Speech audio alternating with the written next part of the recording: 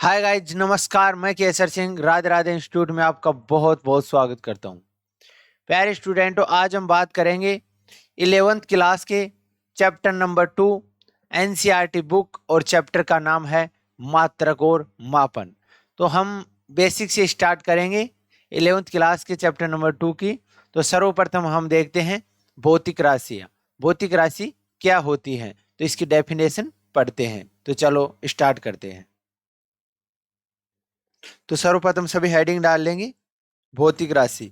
तो देखो भाई, भौतिक राशि क्या होती है कि वे सभी राशियां जिनका संबंध किसी भौतिकीय परिघटना से हो तथा उन्हें संख्या द्वारा व्यक्त किया जाए और साथ साथ प्रत्यक्ष और अप्रत्यक्ष रूप से उसे मापा जा सके, ऐसी राशियों को क्या कहते हैं?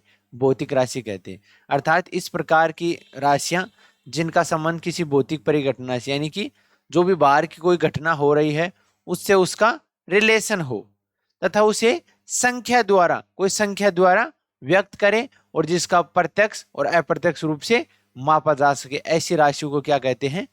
भौतिक राशियां कहते हैं। फॉर एग्जाम्पल, जैसे लंबाई।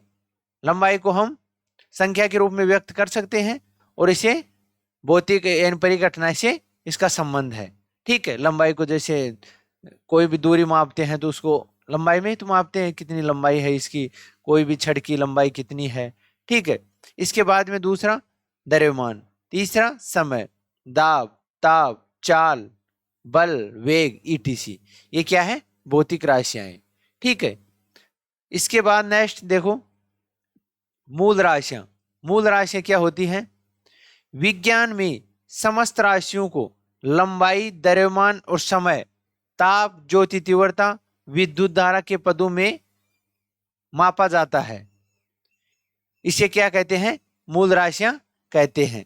ये राशियां मूल राशियां कहलाती हैं, यानी कि वे राशि जो किसी दूसरे पर डिपेंड नहीं रहती हैं, ऐसे भी कह सकते हो मूल राशि कहलाती हैं। या जिन राशियों की लंबाई, द्रव्यमान, समय और ज्योति तीव्रता, विद्युत धारा आदि के पदों के रूप में मापा जाता है, ऐसी राशियों को क्या कहते हैं? मूल राशियां कहते हैं। ठीक है, इसके बाद मापन। मापन क्या होता है, देखिए समझेंगे। मापन क्या होता है? मापन वह प्रक्रिया है जिसके द्वारा हम याद करते हैं कि कोई दी हुई राशि किसी मानक राशि का कितना गुना है। यानी कि जैसे कोई भी चीज का हम मापन करते हैं तो मापन का अर्थ ये है कि वो जो हमारे पास कोई भी चीज है तो वो कितना गुना है उसकी, अर्थात वो एक फिक्स राशि से कितना मल्टीप्लाई करें कि वो हमें प्राप्त हो जाए, उसे क्या कहते हैं? मापन कहते हैं। ठीक है, इसके बाद आता है मात्रक। मात्रक क्या होता है? देखो, वह सर्वमान्य मानक जिसका उपयोग किसी भौतिक राशि की तुलना के लिए किया जाता है उसे भौतिक राशि का मात्रक कहते हैं। यानी जैसे हमें कोई भी राशि दे रखी है और उसका मात्रक पूछे तो मात्रक का अर्थ यही है कि उस भौतिक राशि की तुलना, यानी कि जो हमारे पास पहले से प्राप्त है उसकी उसका कंपेयर कर लेंगे। ठीक है, जैसे किसी का भी, जैसे लंबाई का मात्रक क्या होता है? मीटर होता है। और द्रव्यमान का मात्रक क्या होता है? किलोग्राम होता है। और समय का मात्रक होता है सेकंड। ठीक है, ये तो हो गई मात्रक की बात। इसके बाद आती है मापन की प्रणालियां। अर्थात हम जब से कोई भी सामान या कोई भी हमें चीज मापनी है तो भिन्न भिन्न स्थानों पर मापन की प्रक्रिया अलग अलग थी। तो देखो किस प्रकार भिन्न भिन्न स्थानों पर मापन की अलग अलग प्रणालियों का प्रयोग करते हैं, जो निम्न प्रकार है। देखो, 3 प्रणाली है। कौन कौन सी है? देखिए, पहली है एमकेएस प्रणाली। पहली है एमकेएस प्रणाली, जिसको मैट्रिक सिस्टम कहते हैं। क्या कहते हैं? Matric system. तो देखिए, इस प्रणाली में लंबाई को मीटर, द्रव्यमान को किलोग्राम और समय को सेकंड में मापा जाता है। यानी कि 3 मापने की इकाई वो प्रणाली है। पहली है एमकेएस प्रणाली, दूसरी सीजीएस प्रणाली और तीसरी है एफपीएस प्रणाली। ठीक है, तो पहली प्रणाली में क्या कहते हैं? इस प्रणाली में लंबाई को तो मीटर और द्रव्यमान को किलोग्राम और समय को सेकंड में मापते हैं। ठीक है, ये तो होगी एमकेएस प्रणाली। इसके बाद में आती है सीजीएस प्रणाली। CGS French system, French system. ठीक है, देखो फ्रेंच सिस्टम क्या है, इस प्रणाली में लंबाई को तो सेंटीमीटर में मापते हैं और द्रव्यमान को मापते हैं ग्राम में, और समय को किस में मापते हैं, सेकंड में मापते हैं। यह हो गई CGS प्रणाली।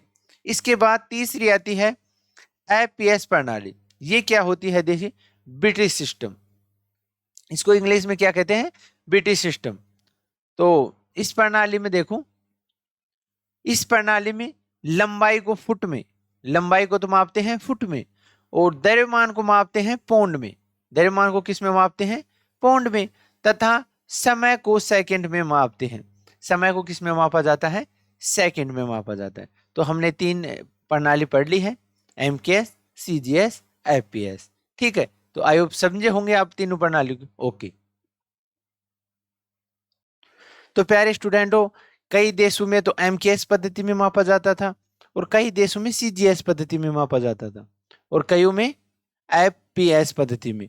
तो इन सभी को एक साथ, यानी कि सभी का रेस्ट्रिगेशन करने के लिए, अर्थात इसके यानी सभी को एक साथ मापने के लिए एक यूनिट का उद्घाटन किया गया, जिसको क्या कहते हैं, अंतरराष्ट्रीय प्रणाली कहते हैं। और ये सन 1971 में मापतोल के बाद महासम्मेलन में प्रकाश में आई थी। ठीक है, तो इसको यानी कि ऐसा यूनिट को अब हम समझते हैं। देखो,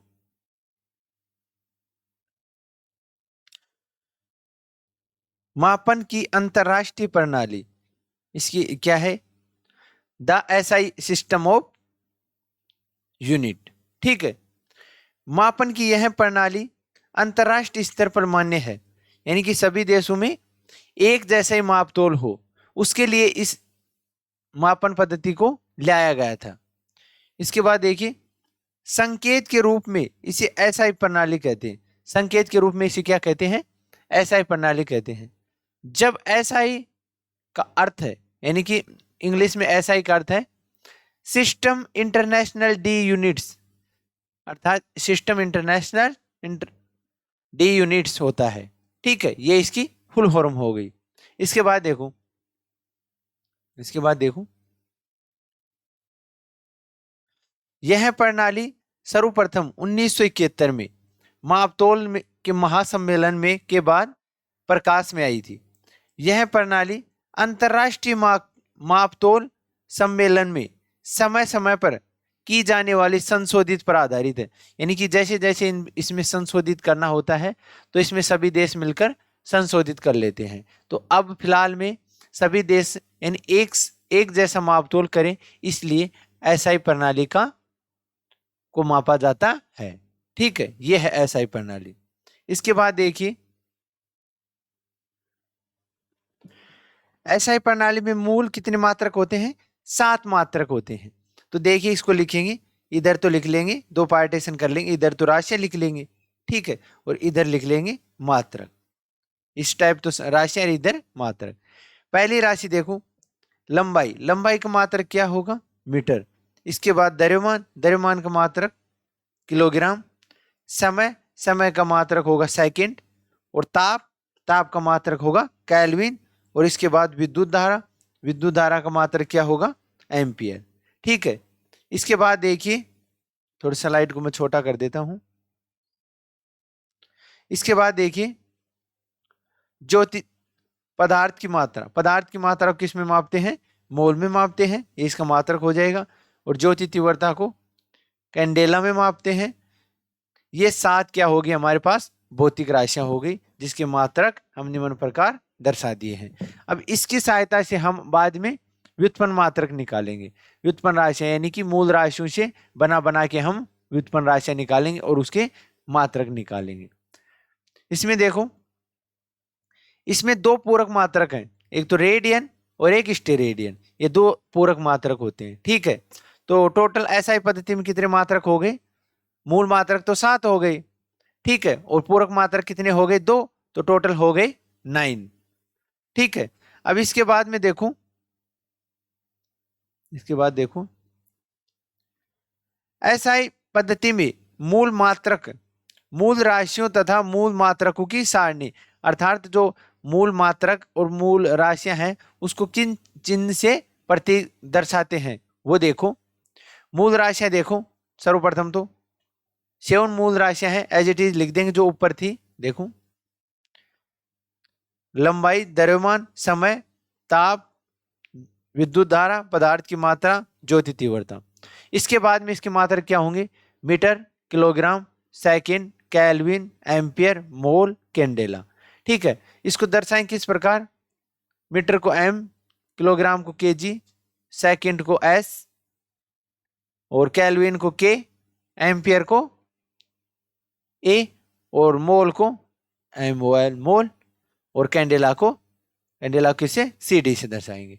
ठीक है, ये इसके भौतिक राशि हो गई, फिर उसके बाद मात्रक हो गया, और उसके बाद उसका प्रतीक हो गया। ठीक है, यहां तक आ गया समझ में? ओके। इसके बाद नेक्स्ट देखो, नेक्स्ट टॉपिक है त्रुटि। त्रुटि यानी एरर। एरर क्या होता है? देखिए देखिए दोस्तों, जैसे हम 1 किलोमीटर की दूरी है, 1 किलोमीटर, 1 किलोमीटर की दूरी है, और हमारे पास अप्रोक्सीमेट 15 इंच, 15 इंच का कोई स्केल है। तो 15 इंच के स्केल से यदि उससे 1 किलोमीटर की दूरी को हम मापेंगे, तो सीधी सी बात है कि जो उसकी वास्तविक दूरी है ना 1 किलोमीटर, उससे पॉइंटों में कुछ या तो ज्यादा जाएगी या फिर कम जाएगी, अर्थात एग्जैक्ट 1 किलोमीटर नहीं आएगी। इसका मतलब हम कह सकते हैं कि उसमें कुछ एरर आएगा, जिसे हम क्या कहते हैं? त्रुटि कहते हैं। तो ये हम सर्वप्रथम एरर की डेफिनेशन देखेंगे। देखो, किसी भौतिक राशि के वास्तविक मान व मापित मान के अंतर को त्रुटि कहते हैं।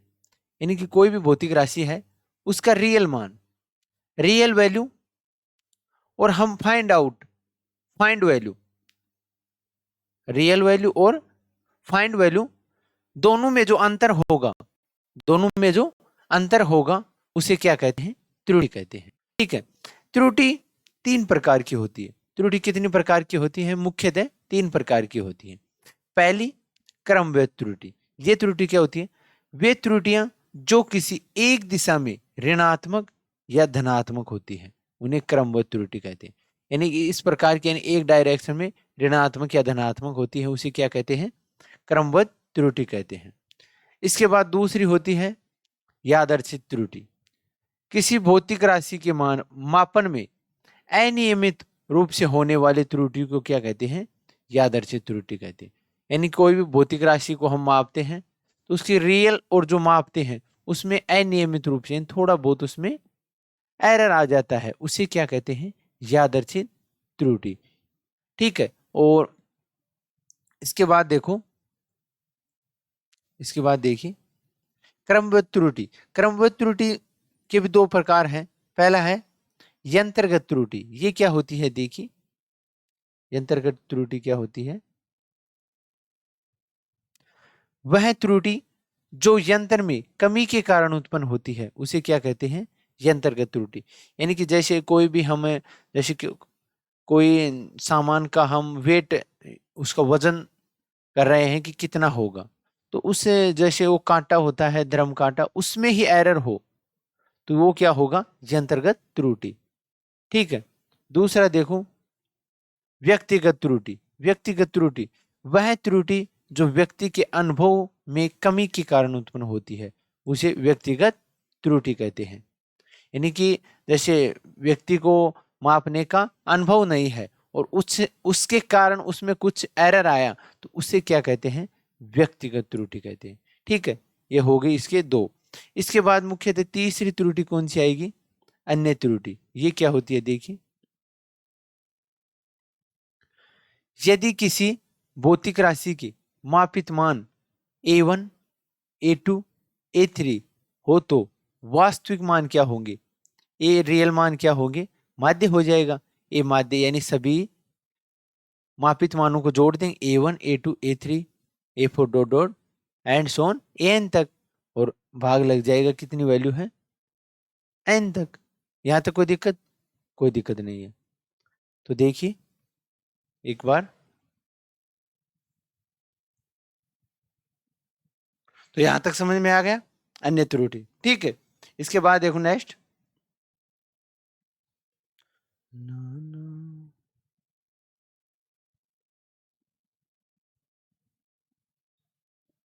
देखो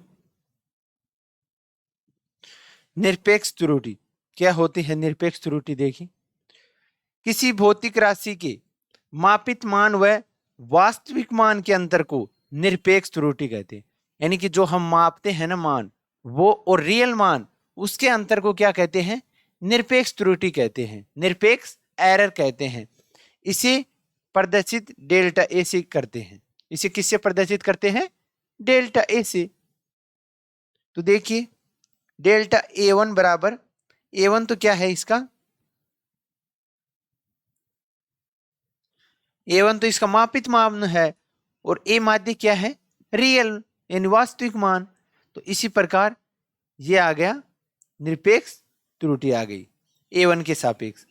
इसी प्रकार A2 के सापेक्ष A2 माइनस A माध्य, और इसी प्रकार डेल A3 की वैल्यू आ गई। ठीक है, निरपेक्ष त्रुटि की माध्य को ही निरपेक्ष त्रुटि माध्य कहते हैं। यानी निरपेक्ष त्रुटि में जो हम माध्य प्राप्त होगा सभी को जोड़कर और उसे कितनी संख्या है उसका भाग दे देंगे, ये हमारे पास क्या प्राप्त हो जाएगा? निरपेक्ष त्रुटि माध्यम प्राप्त हो जाएगा।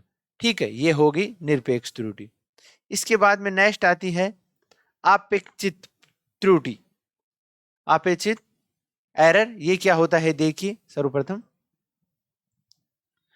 किसी भौतिक राशि की माध्य निरपेक्ष त्रुटि तथा भौतिक राशि के वास्तविक मान के अनुपात को क्या कहते हैं?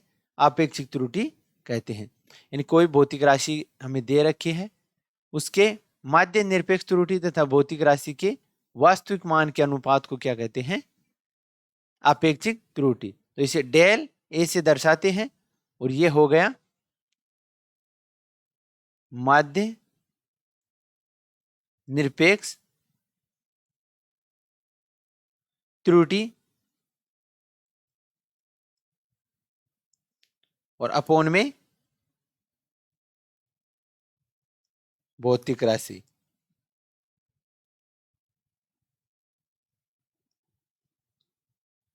का वास्तविक मान। ठीक है, इन दोनों के अनुपात को क्या कहते हैं?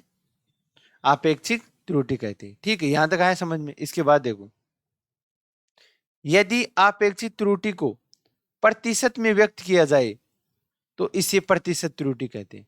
यानी परसेंट में यदि इसे व्यक्त करें तो इसे क्या कहते हैं? प्रतिशत त्रुटि। जैसे प्रतिशत में 100%।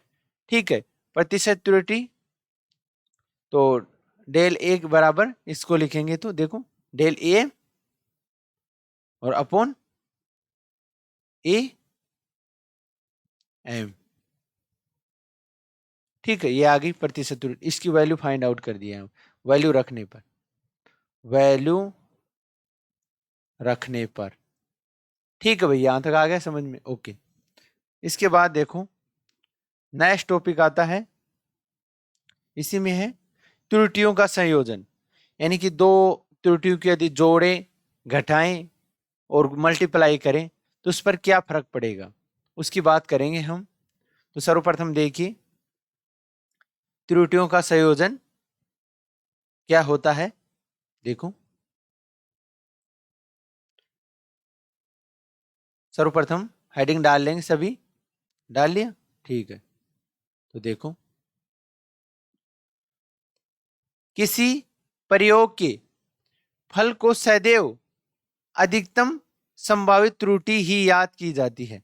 यानी कि जब कोई भी प्रयोग का हम रिजल्ट प्राप्त करते हैं तो उसमें अधिकतम संभावित त्रुटि ही याद की जाती है।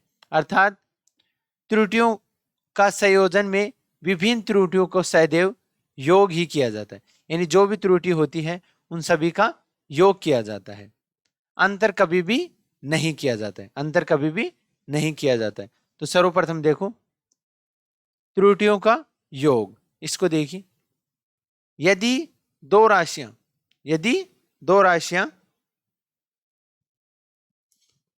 ए व बी, दो राशि ए व बी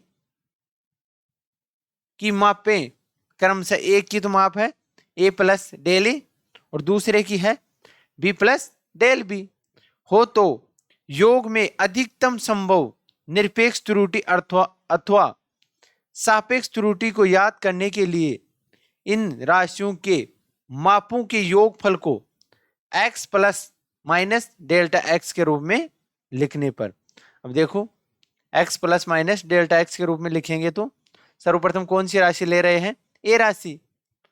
ए राशि लेंगे तो a प्लस माइनस डेल ए, ये तो हो गई ए राशि के लिए।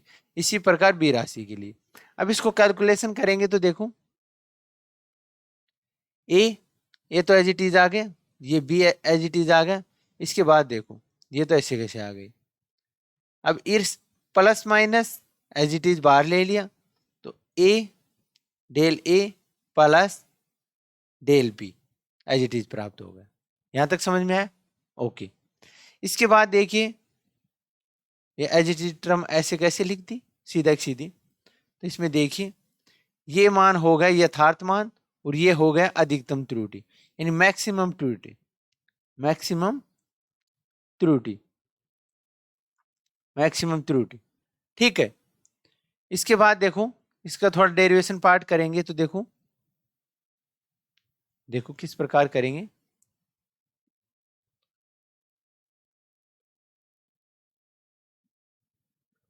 अतः x बराबर a प्लस बी तथा इसमें थोड़ी त्रुटि क्या होगी, del A plus del B. अतः दोनों राशियों का योग a प्लस बी, दोनों राशियों का योग करने पर योगफल में अधिकतम त्रुटि या संभावित त्रुटि क्या होगी, del A plus del B. Simple है। इसके बाद देखो योग में अधिकतम सापेक्ष त्रुटि, सापेक्ष त्रुटि याद करेंगे तो अधिकतम त्रुटि और अपॉन ए प्लस बी का रियल। ठीक है। ये इसके बाद में नेक्स्ट देखो अधिकतम सापेक्ष त्रुटि परसेंट में, परसेंट में तो ये परसेंट हो गया, 100% लगा दिया, ये परसेंट हो गया। ठीक है। ये तो हो गई योग के रूप में। इसके बाद में देखो दूसरा हाव घटाने के रूप में, घटाने के रूप में किस प्रकार होगा, एक राशि ए में से राशि बी को घटाने पर फल से अधिकतम संभावित त्रुटि याद करने के लिए इन राशियों के मापों के घटाना पड़ेगा। यानी कि कोई भी राशि है उसको हम यदि जोड़ेंगे तो उसका जो रिजल्ट है वो मैक्सिमम प्राप्त करने के लिए उसको दोनों को जोड़ देंगे, और यदि ए और बी में से घटाने पर जो रिजल्ट मैक्सिमम प्राप्त करने के लिए उन दोनों टर्मों को घटाना पड़ेगा। सीधी बात ये है। तो घटाएंगे तो देखो y plus minus del Y, यानी रियल, और इसमें कुछ त्रुटि होंगी, एरर होगा कुछ, तो a plus minus del A minus, ये घटाने पर यहां पर देखो घटाने के बाद ये टर्म और ये टर्म तो एज इट इज आ गई यहां पर a माइनस बी, और plus minus del A minus del B as it is आ गई। ठीक है। यहां तक कोई दिक्कत नहीं है। इसके बाद देखिए इन टर्मों को एज इट इज लिखने पर देखो इसके बाद में a माइनस बी, ये तो मापित मान आ गया, और del A plus del B, ये क्या आ गया, अधिकतम संभावित त्रुटि आ गई। ठीक है। इसके बाद देखिए निरपेक्ष त्रुटियों का सदैव योग होता है, निरपेक्ष त्रुटियों का सदैव योग होता है, तो y बराबर a माइनस बी ले लेंगे और डेल y बराबर ए त्रुटि ले लेंगे। तो अतः राशि a माइनस राशि b का मान a माइनस बी, और देखिए घटाने पर अधिकतम संभावित त्रुटि क्या हो जाएगी, del A plus del B. इसके बाद पर सापेक्ष त्रुटि निकालेंगे तो del A plus del B A minus B. ठीक है। और अधिकतम सापेक्ष त्रुटि प्रतिशत में निकालेंगे तो 100% इंटू कर देंगे, ये इंटू कर दिया 100%। ठीक है भाई, ये घटाने पर आ गए। इसके बाद तीसरा है गुणनफल के रूप में। गुणनफल के रूप में यदि त्रुटि कोई हमें प्राप्त हो और गुणनफल के रूप में प्राप्त हो रिजल्ट, तो फिर उसमें त्रुटि किस प्रकार निकालेंगे वो है देखो। माना किसी प्रयोग में फल y a b है, जहां a और b यंत्र द्वारा ली गई मापी, तब y प्राप्त फल। यदि a व b की मापन में त्रुटियों क्रमशः प्लस माइनस डेल ए तथा प्लस माइनस डेल बी हो तो y में त्रुटि कितनी होगी? डेल y बराबर a plus del A b plus minus del B minus A B.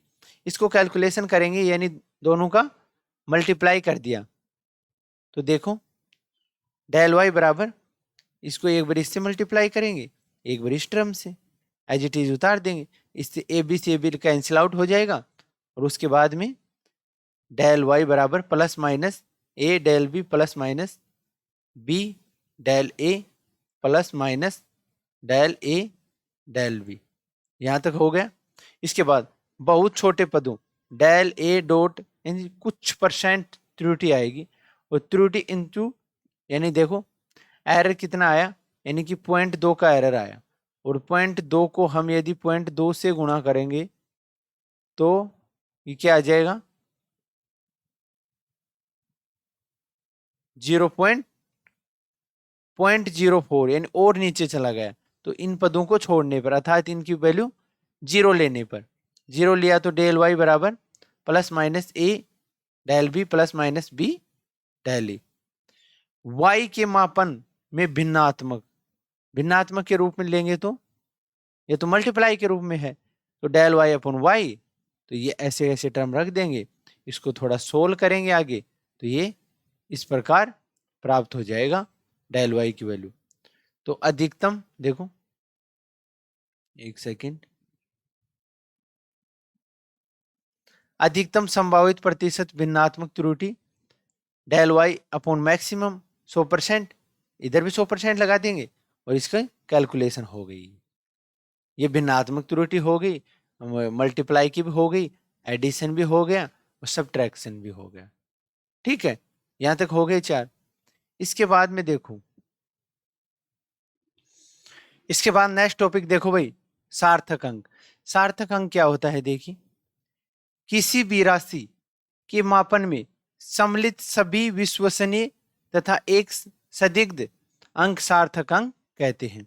यानी कि कोई भी राशि होती है तो उसमें कुछ तो विश्वसनीय अंक होते हैं और एक संदिग्ध अंक होता है।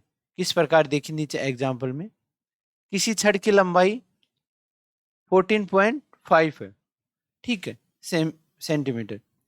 मीटर स्केल से इस लंबाई को मापने पर मीटर स्केल का विभेदन 0.1 है, तो प्राप्त परिणाम यानी 14.5 सेमी है। विश्वसनीय अंक तो इसमें 1 व 4 है तथा संदिग्ध अंक 5 है। ठीक है, तो ये सार्थक अंक है। तो इनके कुछ नियम है। तो पहला नियम क्या है? देखो, सभी अशून्य संख्याएं सार्थक अंक होती, यानी कि कोई भी यदि शून्य संख्या नहीं है पॉइंट के पहले या बाद में तो सभी अंक सार्थक अंक है। तो इसमें देखो 4143 है 0.28, तो इसमें 6 सार्थक अंक हो गया। इसके बाद नेक्स्ट देखो, दो अशून्य संख्याओं का बीच का शून्य सार्थक अंक होता है, यानी जैसे 2807.05। ठीक है, तो सार्थक अंक क्या है? 6 है। ठीक है, ये हो गया। इसके बाद तीसरा रूल क्या है? दशमलव के बाईं ओर कोई शून्य हो तो दशमलव के बाद तुरंत बाद के शून्य सार्थक अंक में नहीं गिने जाते।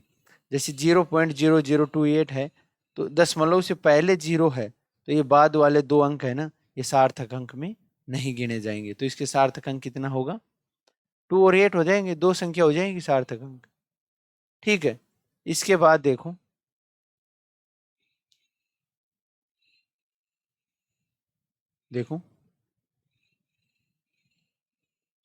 रूल नंबर 4 क्या है? देखो, कोई संख्या ऐसी जिसमें दशमलव न हो तो, ऐसी संख्या जिसमें दशमलव न हो तो उस संख्या के अंतिम अथवा अनुगामी आने वाले शून्य सार्थक अंक नहीं होंगे। जैसे खेत की लंबाई 124 मीटर है तो सार्थक अंक 3 होंगे, 3 अंक होंगे। ठीक है, खेत की लंबाई यदि सेंटीमीटर में लें तो 100 से मल्टीप्लाई करना होगा, तो क्या होगा 12,400 सेंटीमीटर होगा, तो इसमें भी सार्थक अंक 3 होंगे। इसी प्रकार खेत की लंबाई ये तो मीटर में, सेंटीमीटर में और मिलीमीटर, ये उससे भी छोटी राशि, तो भी सार्थक अंक 3 ही होगा। ठीक है, ठीक है भाई। इसके बाद 5, ऐसी संख्या 5 ऐसी संख्या जिसमें दशमलव बिंदु हो तथा दशमलव के तुरंत बाद कोई अशून्य अंक हो तो इसके बाद अनुगामी शून्य सार्थक अंक होते हैं। जैसे 4.5800 है तो इसके सार्थक अंक कितने होंगे, 5 होंगे। ठीक है, यहाँ तक समझ में आया? तो आई होप यहाँ तक आप अच्छी तरह समझे होंगे। कोई भी दिक्कत है तो आप कमेंट कर सकते हैं, और हमारे साथ जुड़े रहने के लिए प्रेम पूर्वक हर बार की तरह वापिस आकर आपका बहुत बहुत धन्यवाद। जय हिंद, जय भारत।